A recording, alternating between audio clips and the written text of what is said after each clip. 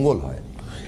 Main ব্যাপার কী বলুন তো, আমার মনে হয় এটা আরজি প্রার্থনা বা একটা অ্যাপ্লিকেশান, এটাই হচ্ছে মেন জিনিস। যে আমরা আমাদের সিনিয়র অথরিটির কাছ থেকে যদি কখনো কিছু চাই তাহলে কী করি, অ্যাপ্লিকেশান করি, এটা আমার মঞ্জুর করা হোক।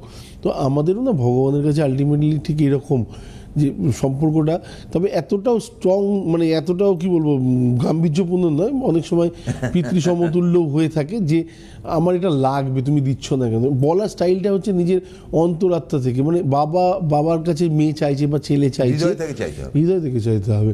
বাবা কখনো মুখের উপর না করতে পারবে, যদি খানিকক্ষণের জন্য না করে চেষ্টা করবে দুদিনের মধ্যে কমপ্লিট করতে পারে। বাবার পকেট খুব টাইট যাচ্ছে, তা সত্ত্বেও বাবা চেষ্টা করবে এক সপ্তাহের মধ্যে, যদি কোনো কারণে এক সপ্তাহ না দেয় গ্যারান্টি 15 দিনের মধ্যে বাবা সেটাকে জোগাড় করে দেওয়ার চেষ্টা করেন।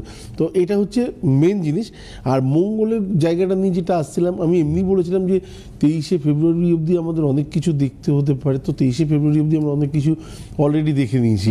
আচ্ছা, বাকি রইল এখনও 7 দিন। তো আমার মনে হয় ফেব্রুয়ারি মাসটাকে একদম ছেড়ে দেওয়া ঠিক না, একটু সাবধান থাকবেন। ছেড়ে দেওয়া তো ঠিক নয়, না একদম ছেড়ে দেওয়াটা ঠিক না, একটু সাবধান থাকবেন। আর 6-7টা দিন আছে, 4 দিন আছে। আর তো এটা গেল একটা। আর দ্বিতীয় জায়গাটা হচ্ছে যে মঙ্গল এই মুহূর্তে যেখানে বসে আছে, অনেকের ক্ষেত্রে দেখবেন বেশ কিছু জটিলতা থাকবে, ইন্টারভিউ দিয়েও হচ্ছে না।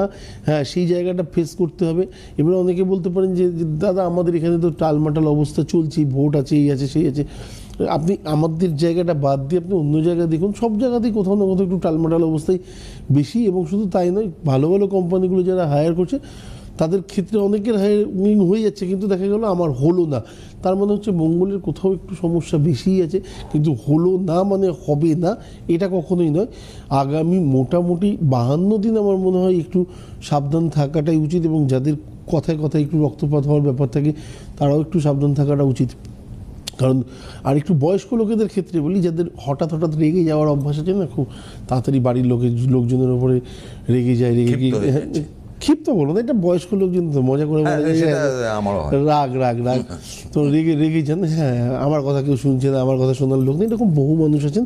তো তাদের ক্ষেত্রে বলি যে এই মুহূর্তে রাগটা যতটা পারবেন কমিয়ে রাখবেন, কারণ ব্লাড প্রেশার যেটা হয় না সেটা হয়তো হুট করে বেড়ে যেতে পারে। তো আলটিমেটলি নিজের শরীর খারাপ করে কি হবে, 2 মাসের মতো ব্যাপার আছে। এই 2 মাস নিজেকে যতটা স্বতঃস্ফূর্ত রাখবেন ততটাই ভালো। মঙ্গল কিছু জটিলতা সবসময় ক্রিয়েট করে, সাবধান থাকুন। আমি এটা স্পেশালি বয়স্ক লোকেদের জন্য বলছি, যারা হয়তো চেম্বারে যান না, বা যারা হয়তো দেখানোর সুযোগ নেই, বা যারা হয়তো মনে করেন যে এই তো বয়স হয়ে এসছে আর দেখি কী লাভ হবে। একদম না, আপনার বয়স হয়েছে তো কী হয়েছে, আগামী দিন আপনার সুস্থ থাকার অবশ্যই ইচ্ছা আছে এবং আপনার থাকার অধিকারও আছে। আপনার যদি মনে হয়, যারা দেখেন তাদের কাছে অবশ্যই গিয়ে আপনি দেখাতে পারেন, এবং যদি মনে হয় যে ভালো থাকতে হবে, তাহলে অ্যাটলিস্ট এই মুহূর্তে রাগের পরিমাণটা একটু কমিয়ে দিতে হবে। হ্যাঁ, এটা